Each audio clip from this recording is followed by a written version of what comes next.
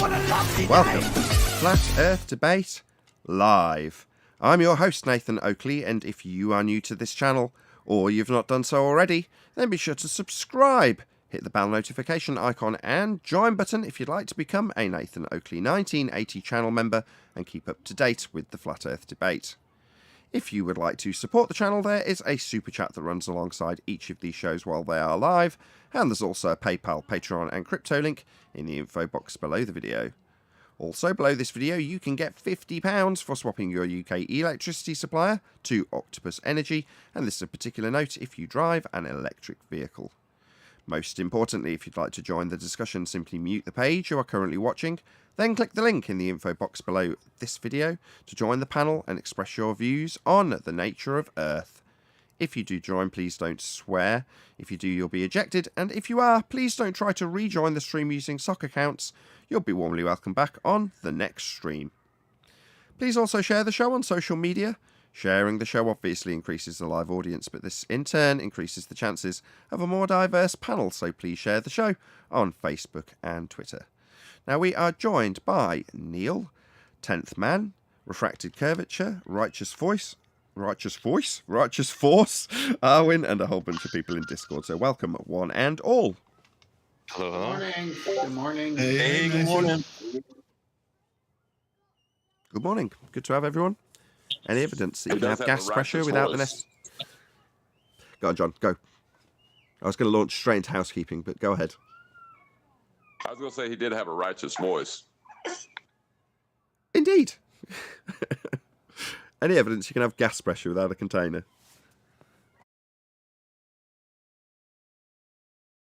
If gas had structure, there would be. Or if it formed layers and had a top and an edge and all that sort of stuff? Nah, that was a low blow. I'm sorry, guys. Not at all. This is a continuation of the conversation from the last debate and from the pre-show. It spilled over into the live show. I want it to continue. You know, I don't want to draw a halt to it just because the live show started. So to fill in the audience, we've been discussing the whys and wherefores of describing the man-made induced effect of pouring an inert gas that would be sulfur hexafluoride into a fish tank. And then as it slowly escapes, the pressure from that gas is enough, with the disequilibrium caused between it and the air, which is less dense above it, if you will, causes a piece of tinfoil to float on it. Now, the description given by way of a convention is to say that the pressure, that would be the force the particles of sulfur hexafluoride exert on the bottom of the tinfoil, is enough to suspend the tinfoil as it precludes the gas from escaping from all of the container, and over time it would be asserted that that will drop as all of the sulfur hexafluoride diffuses throughout the rest of the air, as gas does. It expands in all directions to fill whatever volume it'll disperse between the gaps, that's diffusion, and over time the tinfoil will drop. That would be the explanation. Now, the challenge, which originally has come from Brian in terms of his belief that it's better to describe it as having apparent structural support, is being challenged and said, well, no, we don't feel that, or I don't, I'll use me, I don't mind. I don't feel that structural support is a good linguistic way of describing something that has literally no structure to it, because it's unbonded. The rebuttal, if you can't show unbonded gas at a molecular level, then that convention is flawed. That was what was discussed in the pre-show. The summary from me is that I don't see that the convention, that would be of particles themselves, is being breached or worked outside of when using it in that manner to describe the pressure on the bottom of the tinfoil. So hopefully that's a concise enough summary for the conversation to continue. If not, we'll move on to the housekeeping questions, if that was actually the close at the point that I summarised it before we went live. Well, I thought it was funny you brought up the thing about the journey, because I mentioned something about this previously in the the particle collisions within the container. Like, the only thing you can show is the pressure on the container, you know. So does it have a journey? The way the microstates we use to explain this is just a convention as well, you know. So, but it works really well to describe what's happening. And like QE's explained, as long as you're not working outside of the convention to make claims, there's nothing wrong with using a convention to get across an idea. Correct. And in a circular manner, as much as we don't like criticising Sleeping Warrior, because he basically is fantastic, he's using a circular aspect of the description itself, which is the force, over an area within PV equals nRT, if you like, and saying, well, the force would be the force over the area, which is kind of circular.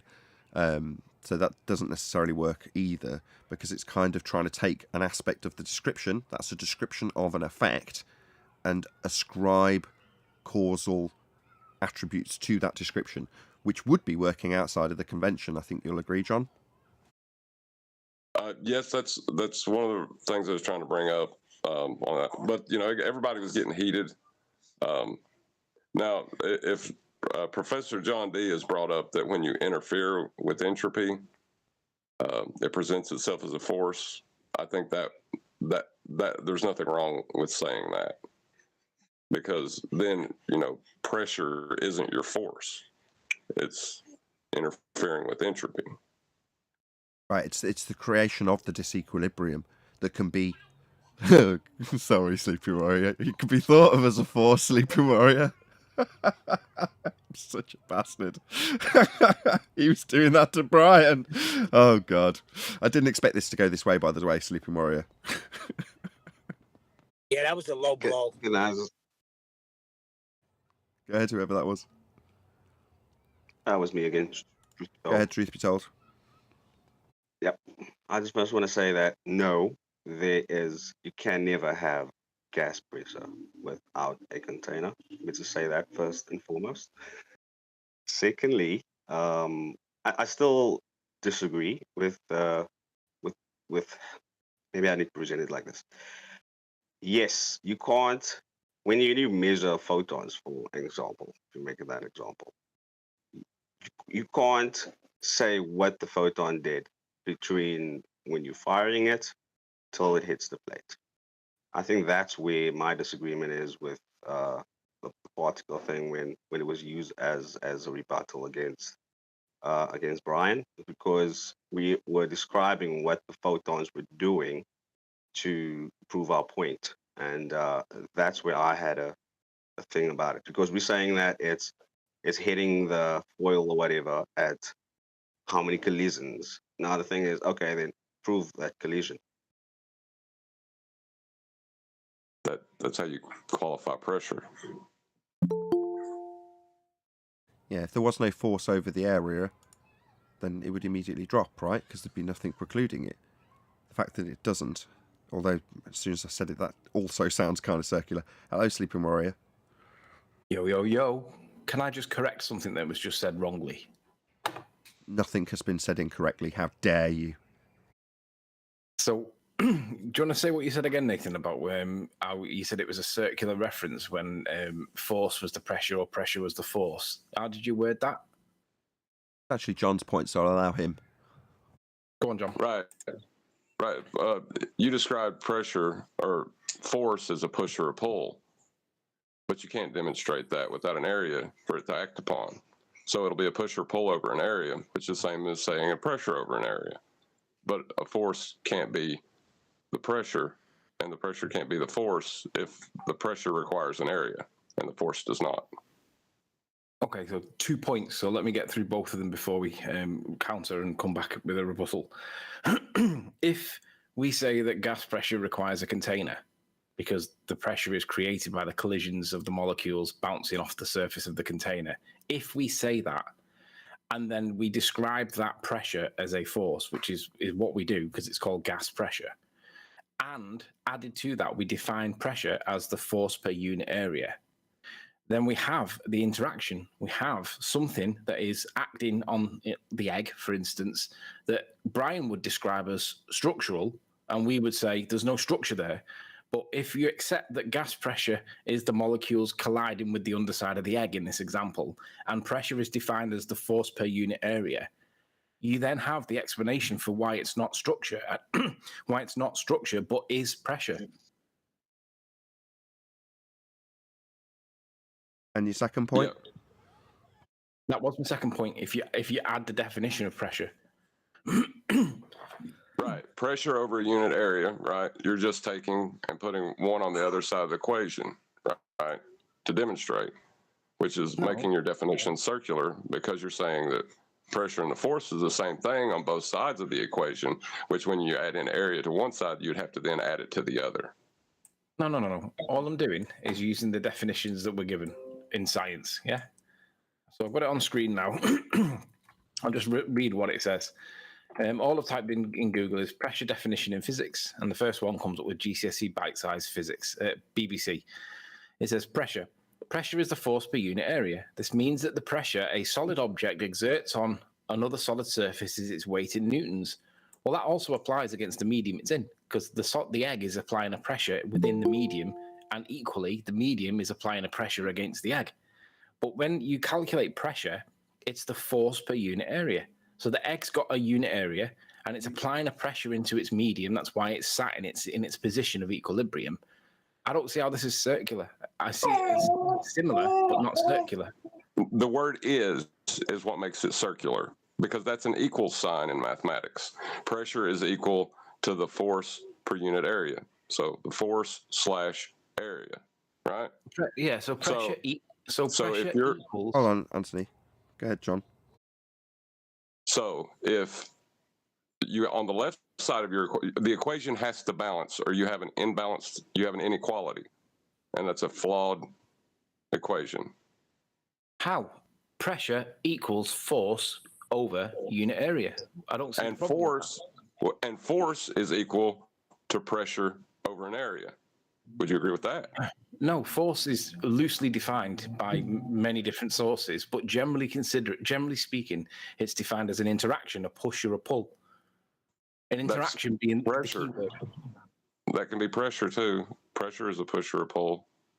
Okay, I'm not going to dispute that, but what I'm saying is, stop. Hold on. If you don't dispute that, then it becomes circular. If you said the force is equal to the pressure over the area, well, then it becomes circular, because the force is the pressure. Well, in that case, I need a supporting citation that pressure is the force.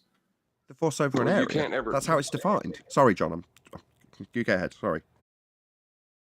Well, I was going to say, if you find a citation with a circular argument, it is still a circular argument. You realize that, right?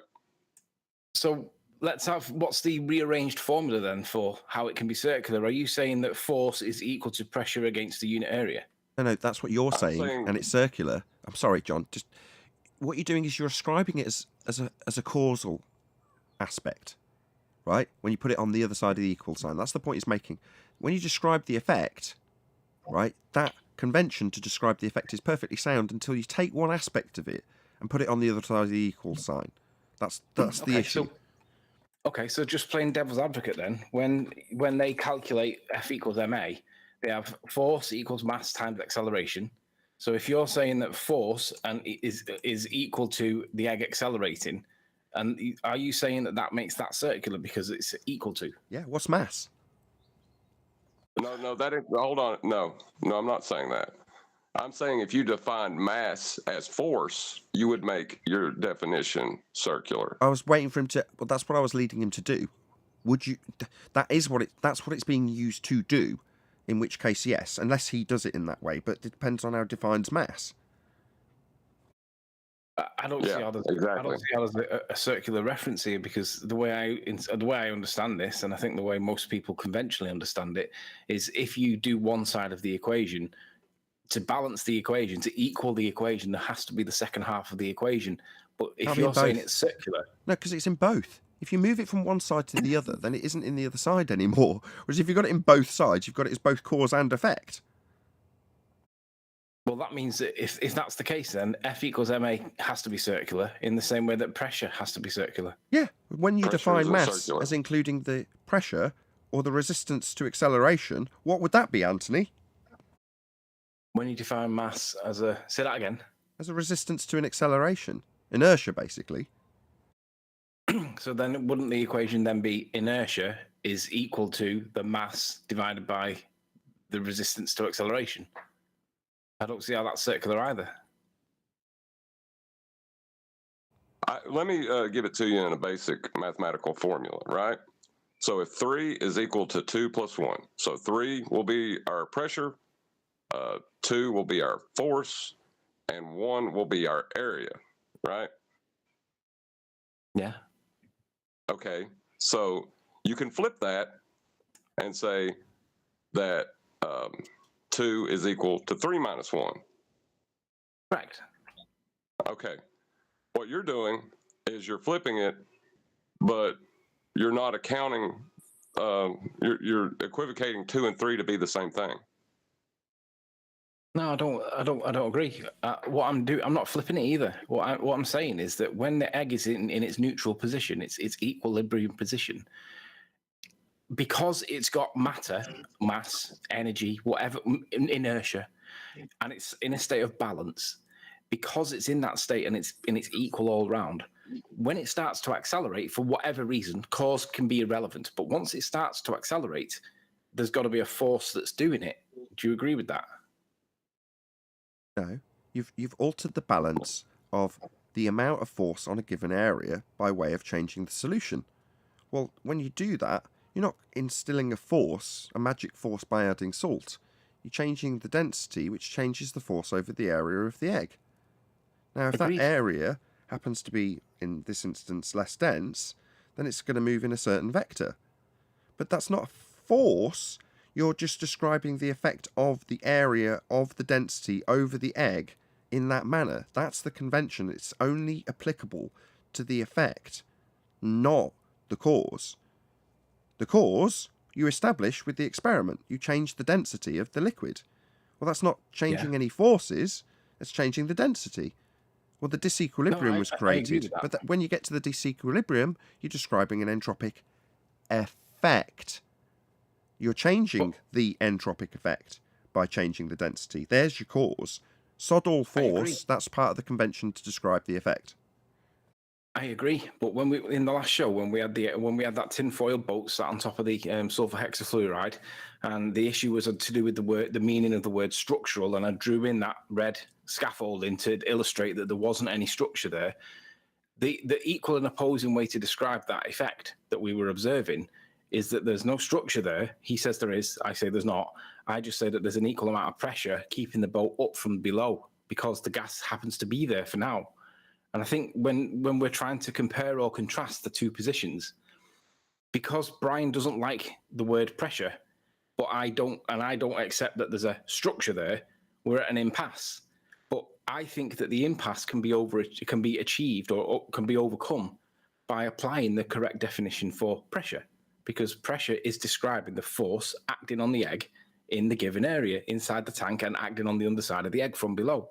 So I don't really, I'm struggling to see how this is a circular reference, to be honest. I'm going to give John one last opportunity to summarise it. Then I'm going to say hello to Brian, who's undoubtedly got plenty to say on this. So go ahead, summarise your point, John, and then we'll say hello to Brian. Right. If you have on one side of your equation an area, and then whether you put force or pressure next to that area on the other side of the equation, you cannot leave. If you're saying that force and pressure are the same thing, you cannot then leave area from the other side of the equation. You're creating an inequality, a non-rational equation. So if I said to you that you were reifying mathematics into a scientific experiment and that was fallacious, would you consider that was that a fair comment, or would you dispute that? No, you can demonstrate it with the experiment. You can demonstrate gas pressure being the cause of the force on the area of the containment. That's validated. That's not what I said. Let me re-say it and listen to what I say. If I say, when he's talking about balancing and the equation, if I said that you're reifying mathematics into a scientific experiment, is that a fair comment or not? No, I'm not. I'm talking about the way you're describing it. No, you're not, because you're talking about the way I'm describing it using mathematical expression. I didn't use mathematical expression once. I would say that would be a false equivalence. I'm describing the forces that are acting on the egg. You're talking about formulas and functions in mathematics. So you didn't say force is equal to pressure over an area? Or pressure is equal to force over an area? I said that the forces that were acting on the egg were all from the underside, because that's where the sulfur hexafluoride is. And not the egg, the tinfoil boat. And the tinfoil boat is being able to hold its position because the forces are equal to the actual weight of the actual tinfoil boat. But I never mentioned functions or equals or plus or minus. That's why I'm asking, are you not reifying? He's explaining it in terms of how you take something that's used in the description of an effect and then move it over to the other side of the equation to have it be the cause of the effect. I know. And that's why I'm asking, is he not reifying mathematics into a scientific experiment? No, because all you've demonstrated is that pressure can't be the force. You have to give the force a different name than pressure, or you're making your definition circular.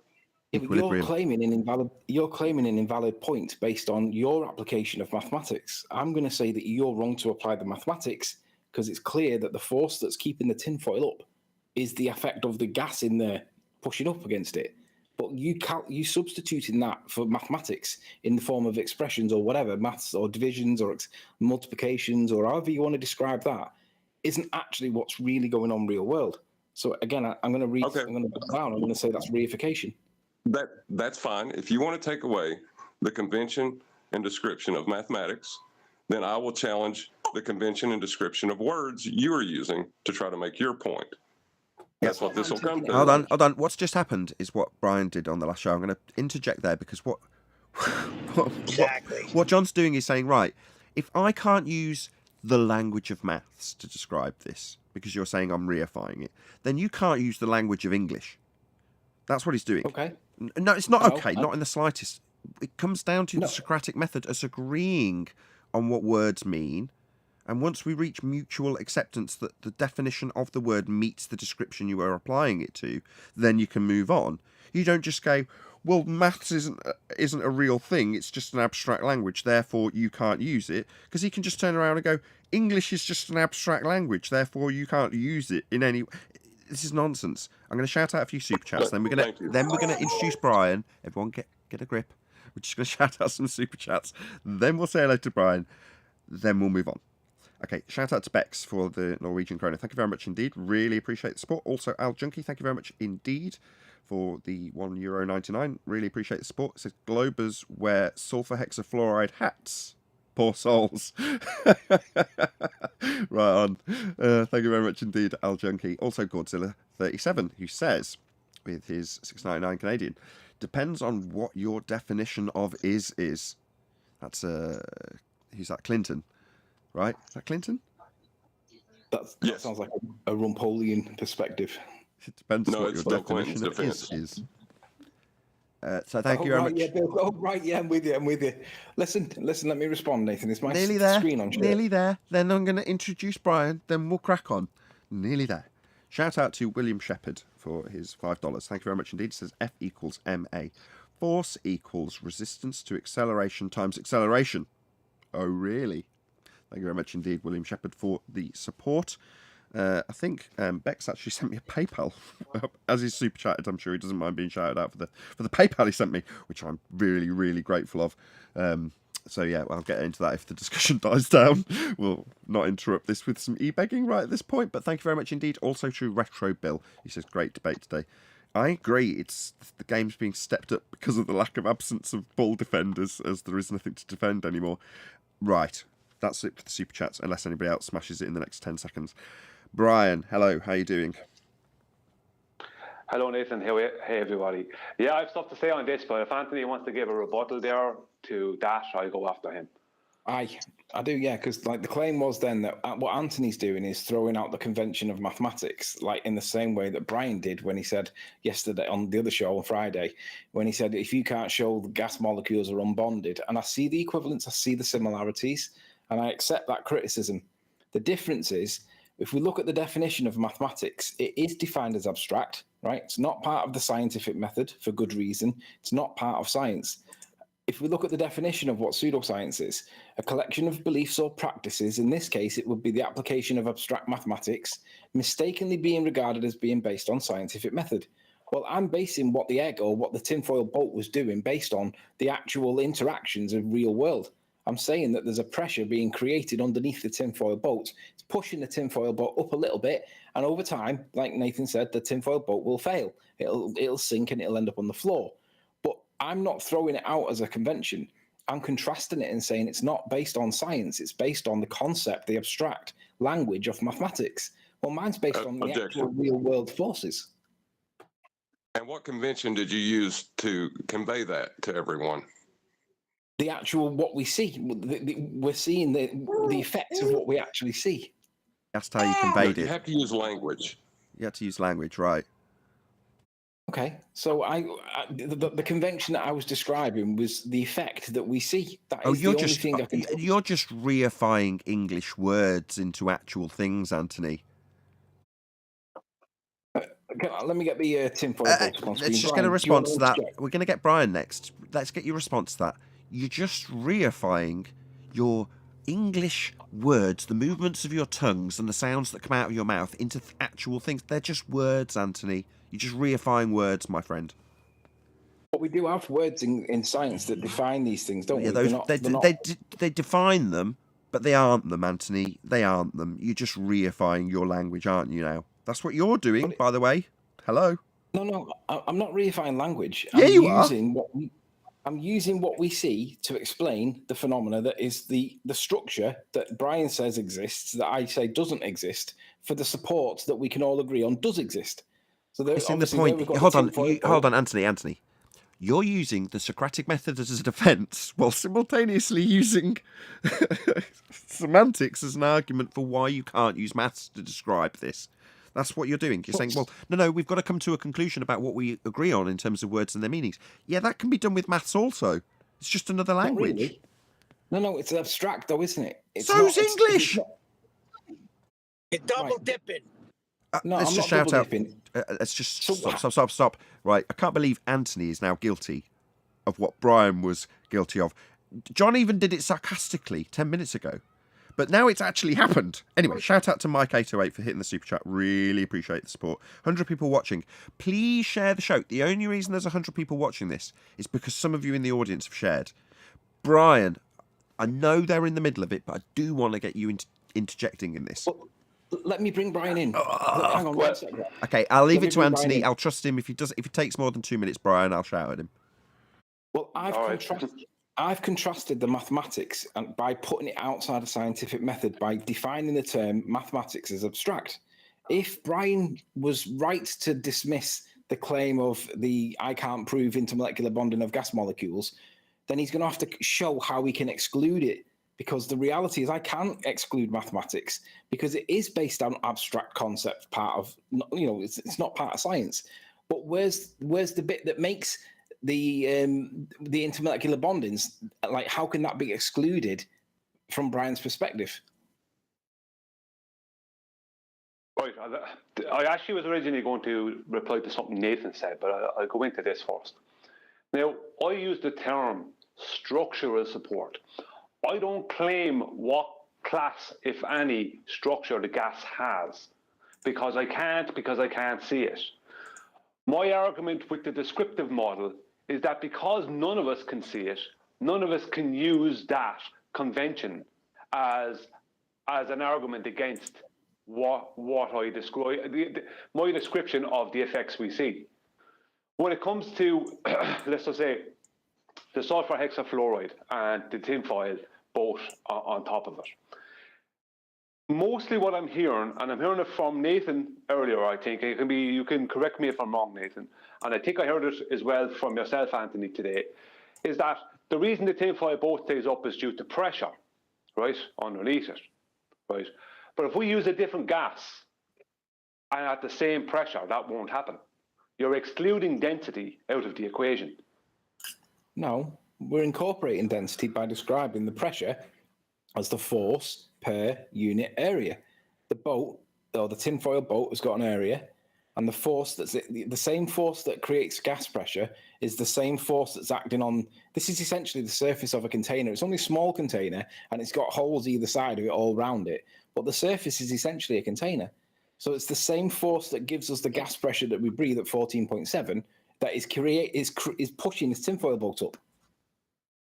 If I put a different gas into that, try to get a different gas to go into that container, let's just say if we seal it up and just pumped in a different gas, right, that's not as dense as sulfur hexafluoride, right? Yeah. And we had the same flattened out tinfoil piece, whatever, right? And we Yeah. put it in, and we put it in at the same exact pressure. Will that tinfoil lift?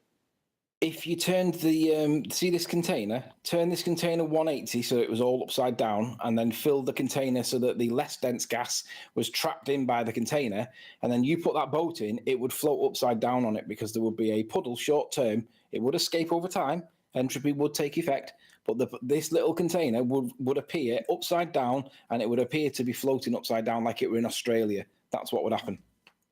Well, I would say that if we had that tank totally sealed, and we put in the same pressure of gas, but just a different, less dense gas, I would say that tinfoil boat thing is not going to rise up, and it won't float on top of it. And the reason I say that is because the reason this happens with the sulfur hexafluoride is because it's dense enough to actually sit in the tank. Yeah. Right? So it's dense enough that it actually behaves, right? It halfway behaves like a liquid because you can literally scoop it up and pour it onto the tinfoil. It's so dense that it's closer in some ways to being a liquid, although it still has gas behavior. It's still expanding in all directions, right? As we observe gas do, but its behavior is similar to a liquid, but you won't get that with a less dense gas. Maybe with CO2 or something, but when you start going away from the more dense gases, and now I won't use the term heavy because gases don't have a weight, you can't weigh them. Sorry to interrupt. It's only behaving in that way because it has an existing gas resisting it to begin with. So if it wasn't for the fact that you had a certain amount of atmospheric pressure and you just distributed it into a vacuum, you just expand rapidly into the availability of volume. We had this discussion a couple of weeks ago when someone was asking why, when they got a steam chamber, admittedly when you're talking about the suspended water vapour, so you can actually visually see this, it's not quite accurate, but it's a good enough example. They're saying, why is it that when I open the door, suddenly I don't have an explosion of steam in my face as it goes out of the container that was the bathroom sealed up by the door into the hallway? It's like, well, because there's existing gas pressure there, precluding that from happening. Now, does that mean that there's a sideways wall of steam in your bathroom when you open the door? Because it's not piling out and you can literally look into the bathroom and see all the steam in there? No. It's just that entropic effect is taking place in the presence of an existing gas. Yeah. Brian, can you... Yeah, I understand that. Atmospheric pressure. Brian, can you directly address my question? Say it again, Anthony. Are you going to school? What time you got? Hold on. Hold on. This is going to descend into chaos real quick if we've got Eli and Neil trying to get a word in. Right. Let's just have Eli first. Go on, Eli. In the background to his child. Yeah. Well, I can't unless they get their words in. What happens at this point is they just keep going blah blah blah blah blah blah through the top of you till they get to say something. Neil will do it indefinitely until I let him speak. So go ahead, Neil. That's bullshit. Fucking hell. There's no swearing. Eli was talking in the Nathan, Eli was talking in the background. He had a hot mic. I think he's trying to get a Eli word just in. had a hot mic. I don't think so. I think he's actually trying to say something. That's why I'm saying go ahead, Eli. Oh no, my mic was hot. I'm sorry. Jesus guys. Christ, Eli. My bad. Get a grip, man. And that's a misrepresentation of me. All I want to know is define atmospheric pressure, since you used the word, Nathan. Atmospheric pressure, I mean the pressure that we have at sea level, 14.7 psi.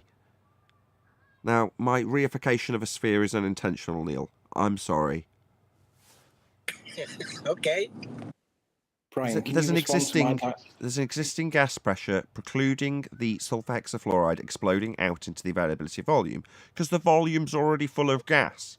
So it's just going to diffuse through time. Now, that slow process of diffusion, because you've got a high concentration that you've had to forcibly pump into a man-made container to then show how slowly it dissipates, it's still dissipating into an existing gas pressure. That's what's occurring. So to say, well, it's acting like water, no, it isn't. Water doesn't diffuse into the air as water. It might go through a phase change to do that, but there's no phase change occurring for it to diffuse into the air like water would have to. So it's not behaving like water. To do this, water would have to go under a phase change into the same phase that the sulfur hexafluoride is in order for it to encompass the entirety of the tinfoil and indeed the room. And if you open the windows, it would dissipate evenly throughout everywhere.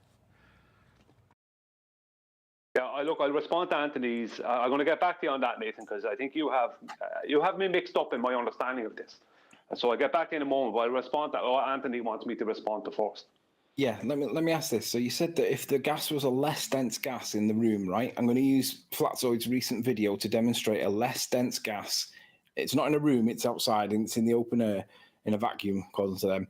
But you can see how there's a bulbous part to this very light balloon. It's not got structure like a hot air balloon. It's more like a floppy condom filled with this stuff, and you can see it's very bulbous. I don't know if you've ever seen these ones before, but my direct question is, Brian, if I flipped the fish tank upside down so that the opening was now at the bottom and it was above, and I filled it with helium, and then I turned the boat upside down as well, and do you accept that the pressure from the atmosphere at 14.7 would be pushing against the helium, and the balloon would be the tinfoil boat?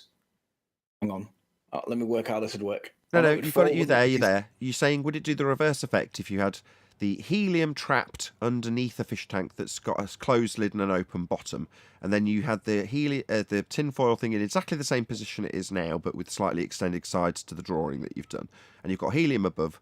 Would the helium, which is essentially trying to displace its way out of the container downwards, but is struggling and taking its sweet time, it's more the fact that the gas is, the 14.7 normal air pressure that's around it is working its way in between the helium, forcing it out. But over time, in other words, it's going to sink its way up? That's what Anthony's asking, right, Anthony?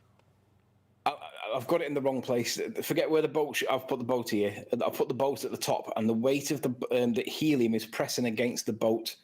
Do you agree that the boat would stay trapped between the top surface of the glass, and it wouldn't fall down because it was being trapped in by the helium? Do you agree that's what would happen or not? No, it's not. It's always going to go with its denser. There isn't enough density to the helium to keep the boat anywhere but from going down. It's just not going to happen. No matter what you do, that boat is going to go down through the helium. It doesn't do it through the sulfur hexafluoride because the sulfur hexafluoride is dense enough. That's the only reason it happens with sulfur hexafluoride. That's the only reason CO2 in concentration will sit at the base of a floor, or when it comes out of the ground, it's actually sitting there.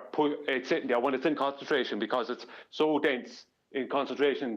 Its concentration or its makeup it's so much more dense than the air that is actually separates. It actually pushes. It displaces the air. Wrong. When it Brian, comes out of the ground. While you can have it is displacing the air when it comes out of the ground. But it's wrong. No, it's not. When you say that you've got when you've got a separation from, let's say, oil and water. So let's say, just hear me out.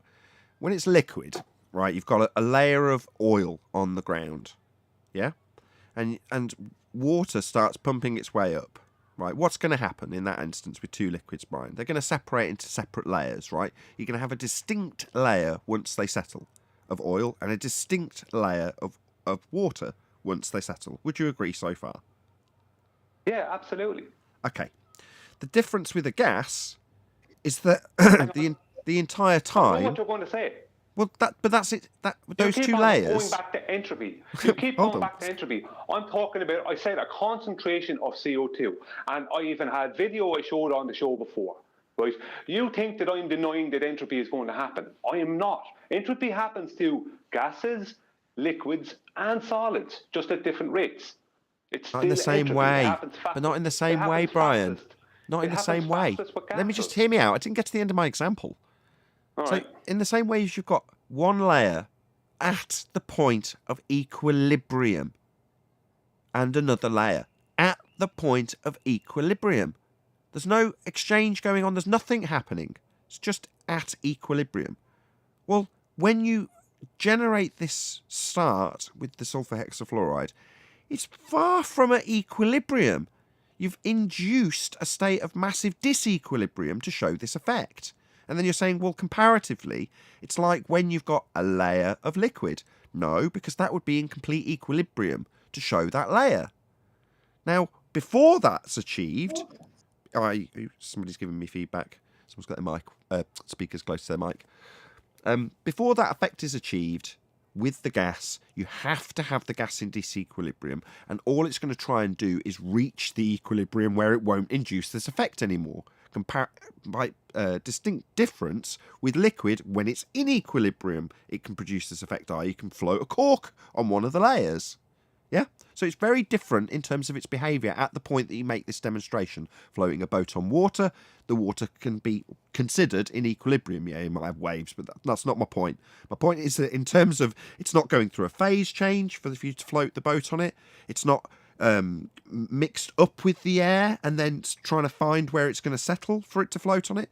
But with the gas, you have to force it into a massive state of disequilibrium, force it into a container, and then temporarily you can show this effect happening while it goes to equilibrium. But that's so different to liquid and its structural support. It's a process of the entropic effect and the disequilibrium going back to equilibrium that can temporarily suspend the tinfoil. Okay, I'll go back to my example of CO2 coming out of the ground in concentration. It displaces the air that's around it until it integrates into the air. Now, I never got to get to my last part. This kept on happening the other day as well. I ended up having to answer 2 and 3 questions from different angles, right? What's happening to the CO2? It comes out of the ground, and due to its density, right, it's not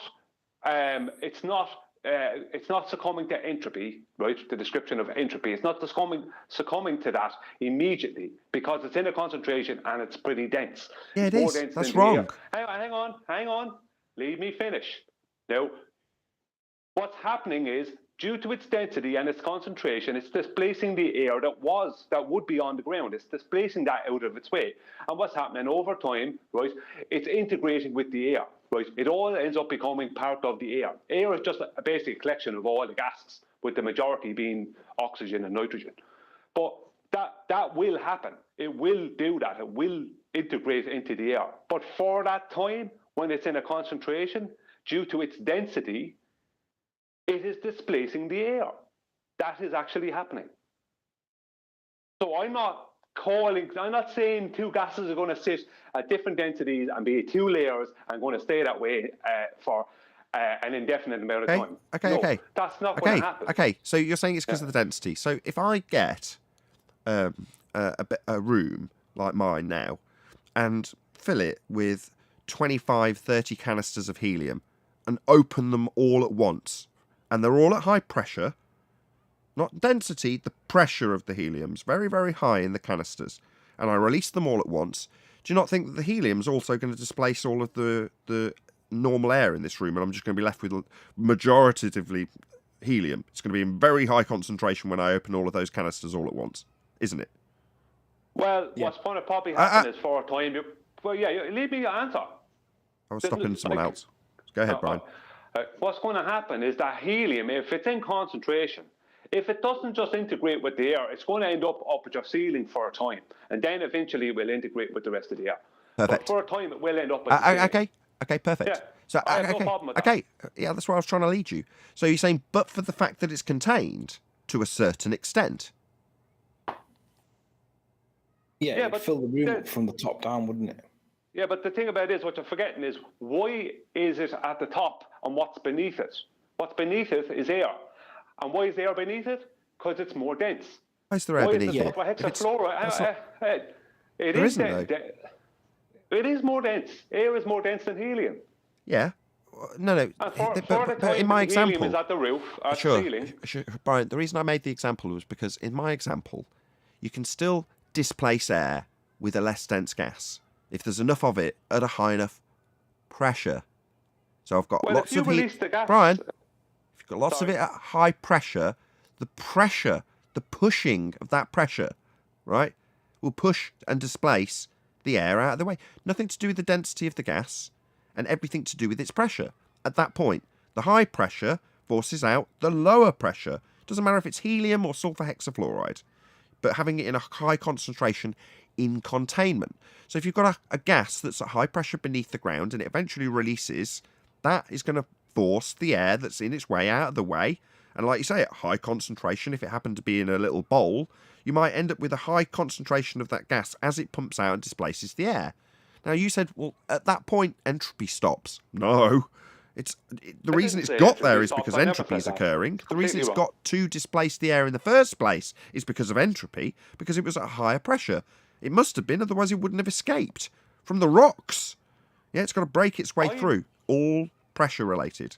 Nothing to do with its density. And when you force it in high concentration to get it to stay in the fish tank, you're forcing a high concentration of something that can be, because of its nature, in high concentration in a small amount of space.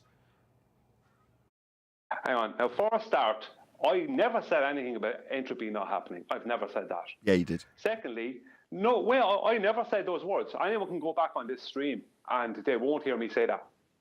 Yeah, they will. Now, secondly, well, you're welcome to go back and challenge me on it later. He's trying to say you Brian, inferred you it. did say that. Brian, you did say that. You said that entropy not wouldn't say take that. place immediately. Immediately. I said it. Right, No, and I'm what saying I you're said- wrong. I didn't say Right. that, John. What I said is Entropy won't take place leave me immediately. That's speak. what you said. Either I'm allowed to speak, right, or I'm just going to hang up. Okay, go on then. Up to Hang up. yourselves. Go on then, because you've said, no, I didn't say it, and then it's been clarified that you absolutely did. What I said was, hang on, leave me say what I said. What I said, right, and this is moving away from me rebutting you, because now I'm being accused of something, saying what you actually said, Nathan, was, I said entropy wouldn't take place. I never said that. I never said that term. Never. What I said was that until, right, it integrates with the air, the helium, it's going to take up the top of the room. Now, if I release at high pressure helium and CO2 at the bottom of that room, right, helium will displace the air at the top, right? Right, this is how you're describing it, but the CO2 will displace the air at the bottom. Hang on, sorry, my cat is there. Will displace the air at the bottom, right? Why will the helium go up?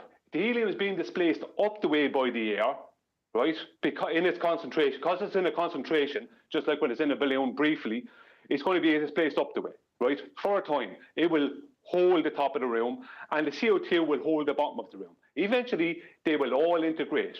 But for that time, the CO2 will be at the bottom with the air in between it, right? Pretty much, right? And then the helium will be at the top. So why is the helium at the top and the CO2 at the bottom for whatever length of time it takes? I don't think that's true. It's entirely dependent on the pressure of the gas. So if you release a canister of, what did you have, carbon dioxide, did you say? CO2. Yeah, so you release your CO2 and you release the helium, but it's coming out of something that's at much higher pressure, yeah? So it's in a canister that's at a considerably higher pressure, and you just release both valves at the same time. Well, the fact that the helium's coming out at a much more forceful rate, if you like, it's coming out from high pressure to low pressure at a much... the entropic effect is much quicker, if you will. It's going to disturb everything around it.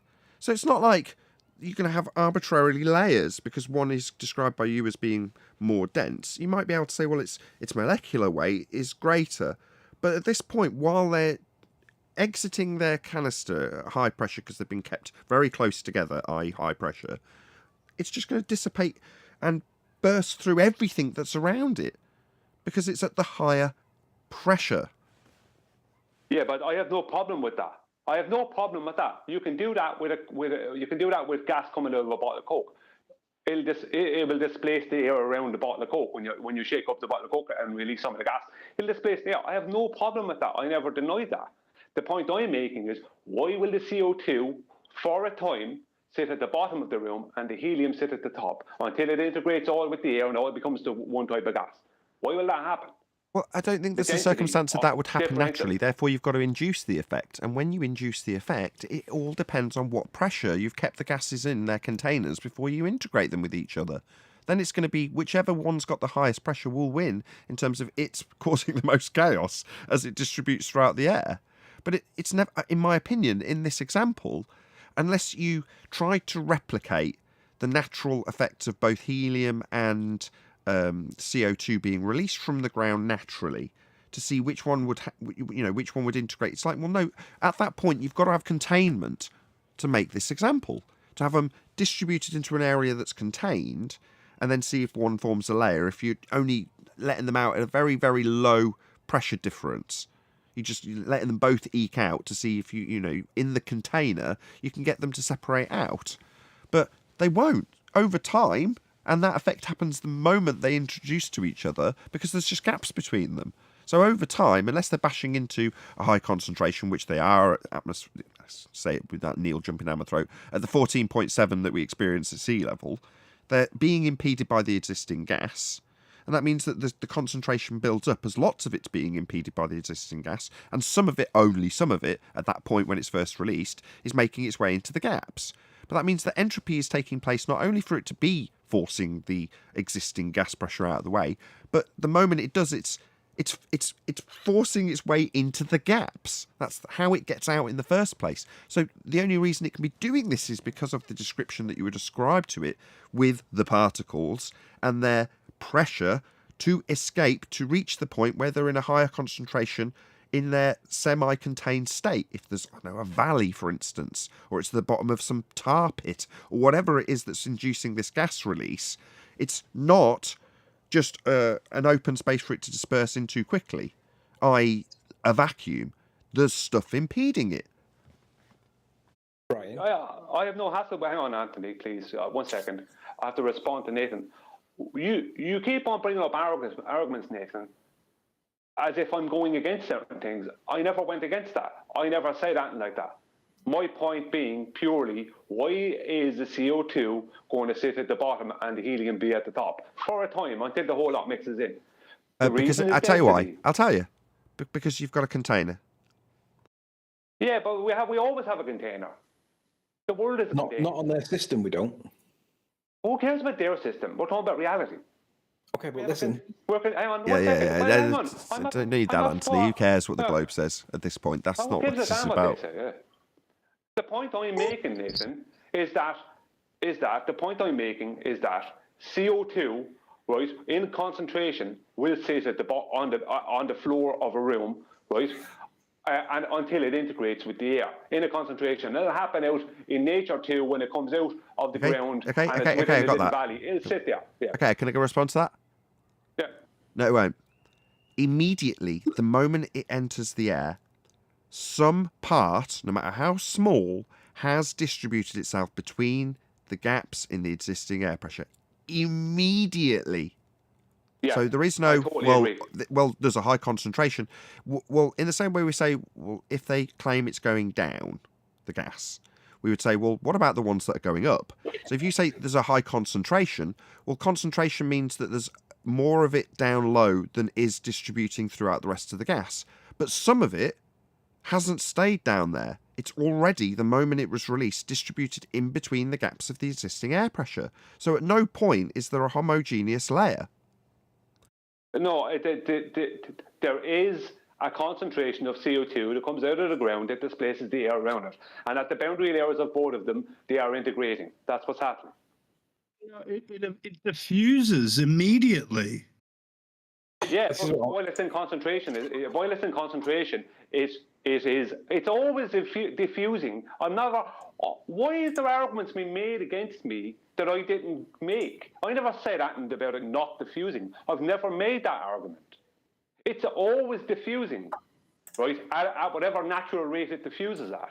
But while it's in concentration, CO2, right, will sit at the base. It will sit, if it has a place where it's in a little valley or somewhere, it will sit there. Well, not sit. But I'm using the word sit just as a way of describing it. Right, it will be in concentration, taking up that area, right, and displacing the air. And at the boundary layers of both, they will be integrating with each other. I agree with Brian that he's giving an example much like dry ice. It's diffusing immediately. No, it takes time, but it's diffusing at the boundary layers all the time until it happens. I don't understand why we're stuck on this point. He hasn't said what people are saying he's saying. Thank you, Ken. All righty then. Any evidence of a physical geometric sphere edge? I would like to point out. Only joking. Go ahead, John. I would like to point out at this point the ballers can't even sit down and discuss this topic, just so that everybody, kind of gets has a moment to breathe and think about what they're, what's been the conventions were challenging and stuff. I think that's awesome. But I think we've gotten way off the point of structure, and that's what really sparked most of this.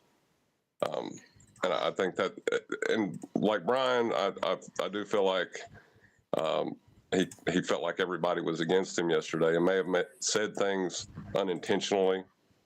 So when he said apparent structural support, there's nothing wrong as long as he uses the word apparent. Yeah, that's reasonable. Let's make that clear. Can I say something? It wasn't anything against your argument. It was pure racism, Brian. Just so you know. Brian, can you see my screen?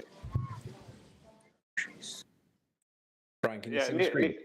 Yeah, I can. Yeah. Okay, so this represents your room. It's a square room, and for those that are on Discord that can't see it, Brian's in like this to the one side of it, and on the other side of the room, there's a boiler on the wall. It's in the middle of the wall. It's not at the bottom. It's not at the top. It's in the middle, and this boiler's got a little fault with it, and it's going to gradually get worse. The fault allows carbon monoxide to escape the boiler, and instead of being exhausted properly because it's faulty, it starts to exhaust into the room. And I've got it represented with like the room's filled with blue dots that represents the normal air that would normally be in there, and I've got yellow to represent the faulty boiler that's emitting the carbon monoxide. Now we know that carbon monoxide is less dense than air. Brian, can you, at the beginning of this fault, do you just tell me what you think happens? It starts to secrete a small amount of this carbon monoxide. Are you saying that you think that the small amount of carbon monoxide will sit along the top of the surface of the thing, or do you accept that it will fill the room randomly on all directions because entropy? Well, I think if it was coming out at kind of just a very low average amount, it's just going to integrate with the air. It has to be in concentration before it can displace anything. Which is what Nathan's point was. Nathan said it was to do with the pressure. So as the leak... No, I'll debunk that. Hang on.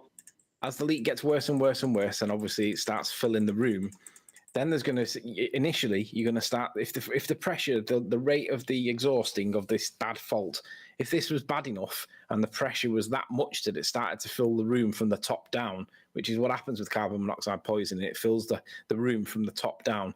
That's why you need to have your windows open and all that to get rid of it. But if there's a problem, it knocks people out and stuff. But if the rate of the exhaust gas from the boiler exceeds the ability for it to go through the cracks and go through and disperse into the other rooms, it will start to fill the room up from the top down because the pressure is being, like, the rate of the release is more than what the leaking of the rooms in between all the gaps is. Would you agree with that? Yeah, but see, I'm going to have to pull you on this one now, because you said if it's kind of just gradually little bits coming out, then what's going to happen? It's going to disperse into the air. But if it's coming out in enough to actually start filling the room, then it's going to be sitting on top of the air, which is my point. Why is it sitting on top of the air? Because it's not the pressure. Hang on. It's not the pressure. The pressure is where it's coming out from, right? When it starts filling the room, why does it end up towards the top? Because the density of the air, right, is greater than the density of the carbon monoxide. So the air gives it structural support. It's the increase in pressure. It's the increase in rate. And you're right, density does play a part in it, but it's the increase in the rate of the exhausting gas that's not meant to be there that's causing it. So it's the increase in pressure plus the density of the gas together that causes the filling up of the room. Yeah, but it's concentration. As I said, I've said the word concentrate. I must have said it the other day, and I've said it today, I don't know how many times.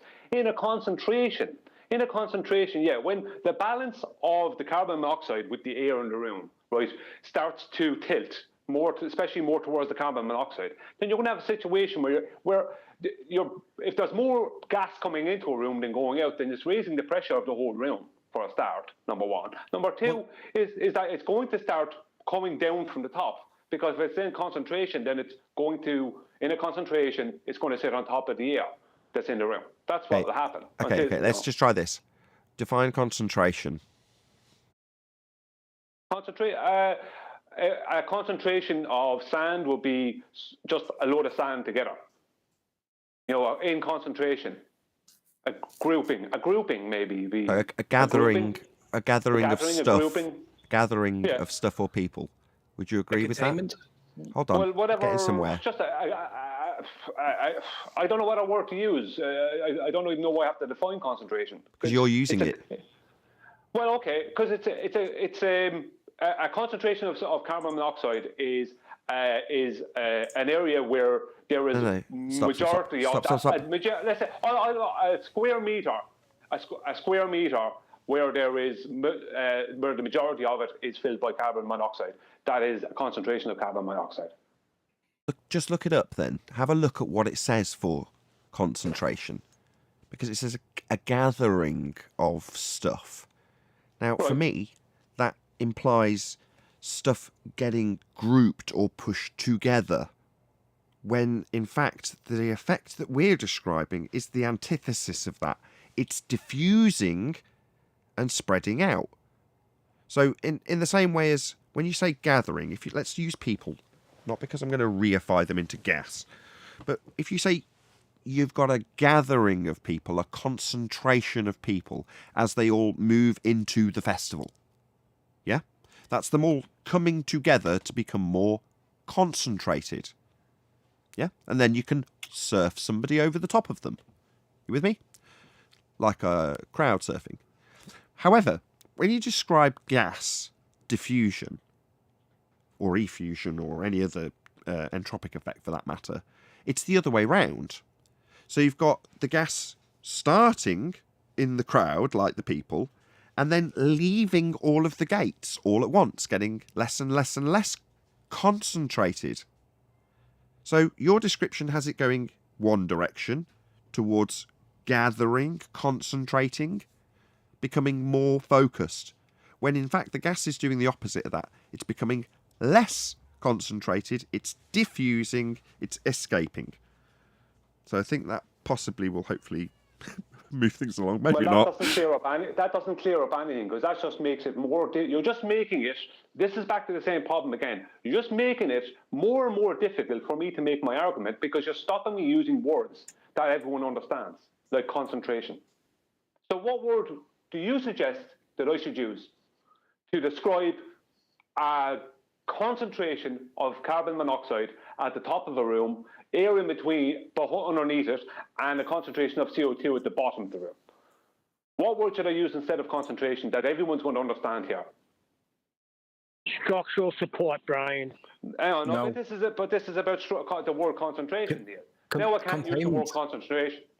Let me have a go. Let me have a go with this. No, I want another word. Otherwise, that's the fucking end of that. I'm going to keep on using concentration. Go ahead, round it out, Brian, and then I'm going to round out for the after show. Go ahead. Yeah, well, give me another word. Not go ahead. You have a problem with me using the word concentration, Nathan, so it's up to you. Then you give me a word. Let me do it. Let me do it. It's pressure, Brian. That is the word. So does the word pressure, how does the word pressure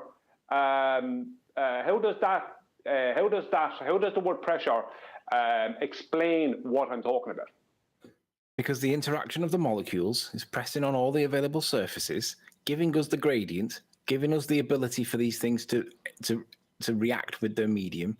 Pressure is the force. So there isn't a concentration of carbon monoxide then at the top of it, at the ceiling of the room. At a higher pressure. For it to make its way into the existing air, it would have to be at a higher pressure to pump into the existing air. If it wasn't, if it was at a lower pressure, then the air would be making its way into that gas. It would go the other way. So it must be at a higher pressure. Anthony's right. It's only at a higher pressure to get into the room. It has to be a higher pressure to get into the room. So it's pressure. That's what I was trying to explain with it.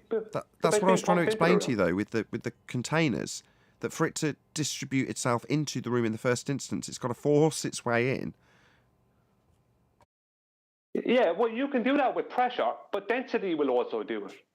And the proof of that is that when it forces its way in, it goes to whatever, like the CO2, carbon dioxide, CO2, when that's forced into the room, how come that doesn't go to the ceiling? How come carbon monoxide does?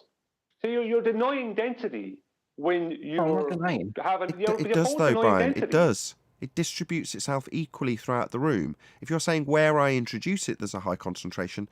Yeah, because you've introduced it at a higher pressure so it can make its way into the room to start dispersing throughout the gas. That's not meaning that it's going to immediately go up to the top. It's just going to disperse its way throughout the gas. Yeah, but you're talking about the pressure it takes for it to get into the room. Yeah. I'm talking about the concentration. What happens to it when it becomes a concentration in the room? Yeah, higher concentration is higher pressure. The amount of molecules over a given area and the amount of interactions they have is directly proportional to the quantity of them. Well, that's not anything to do with the molecular level, let's call it weight, for ease of description. Don't anybody criticise me for that. It's not part of the argument. But when you describe the molecular weight, that's irrelevant because I can say, well, if I do this with helium, yeah, it's still going to disperse throughout the gas if it's at a higher pressure to force its way into the existing gas. Yeah, but once the pressure has equalised, which it does, once that gas gets into once the carbon monoxide and carbon dioxide gets into the room, then that releases that bit of pressure. The point is that why is the carbon monoxide for a time until it integrates, and why is the carbon dioxide for a time until it integrates? Why did the two of them take two different positions in the room? Because you forced it into it by way of a higher pressure. It doesn't matter. That doesn't answer why the carbon monoxide will sit at the ceiling and the carbon dioxide will sit at the floor. It doesn't.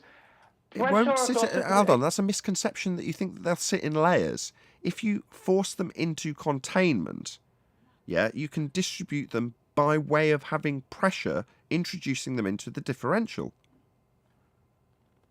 When the carbon dioxide is pumped into the room, and this pump stop, let's say they stop pumping it, right? When they put in a large portion, a large amount of carbon dioxide into the room, right, and they stop pumping it, right, that concentration of dioxide or monoxide will, for a time, if it's in a large amount, a large concentration, it will take its density placement in the room until it integrates with the air. Okay, correct. That's a forced disequilibrium. Oh well, what has that got to do? The point is that density is taking place. Let me answer. That's my point. Okay, I'll answer. Density is taking place. I'll answer. Because it only occurred through pressure differential.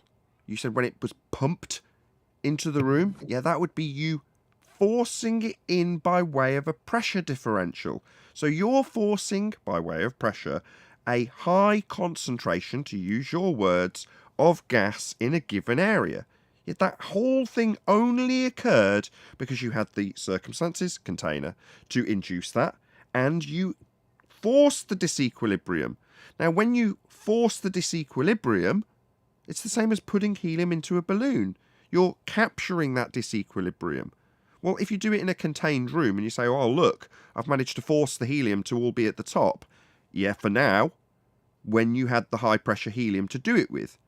But as soon as you released it, that process of entropic distribution started immediately and never stopped until it reached equilibrium. But entropy never stops for anything, Nathan. It doesn't stop for liquids or solids either. But what has that got to do with me point? Because all there's the pressure in the world doesn't dictate where that concentration of gas will go in the room. Okay, I'll tell you. Because when you describe a piece of wood, as having structural support, but for the fact that the entropic effect for it to turn to dust is incredibly slow and isn't a phase change, right? Then you move on to liquid. You've actually got to have a physical phase change in the state of it for it to encompass, that will be turned to gas, whatever's sat on it bobbing in equilibrium. Then you move to gas. It doesn't have to undergo any phase change. It doesn't have to go under massive lengths of time and erosion or anything like that. It just, by very nature of being gas, immediately starts to encompass whatever it's around it. The effect is totally different because of the amount of time that it takes to do it. And what it's doing is very different to what something like a cork balanced on water with structural support through bonds will do over time. The water won't encompass the top of the cork with time unless it goes under a phase change. Whereas without phase change, the gas will immediately distribute all around whatever it's in. Immediately, and that's happening straight away. There's no equilibrium to take advantage of, and when it reaches it, you've no longer got the effect. What has that got to do with the fact that CO2 will sit at the bottom of the room and carbon monoxide will sit at the top of the room until it integrates I'll with tell you. until it integrates I'll tell with you. the air? I'll tell you. That doesn't And maybe give us why ask they're the doing question, that. then babble straight on for 10 straight minutes. I'll tell you. But you didn't Because let me you've finish what I was induced saying. because you've induced that effect by way of pressure differentials.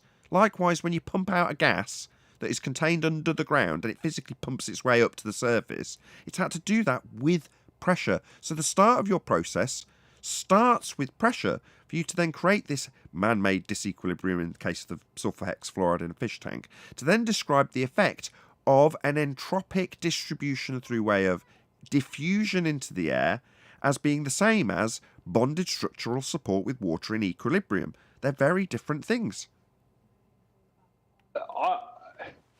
The point I'm making is at the time that the CO2 was sitting in the valley or sitting on the floor, not sitting, but being in concentration around the floor of a room, for that time, right, the reason that is there until it integrates with the air is due to its higher density than the air. You're denying the relative density, lads. You're all, not all of you, but you and Auntie are denying relative density. You're denying what I'm saying. Nah, not.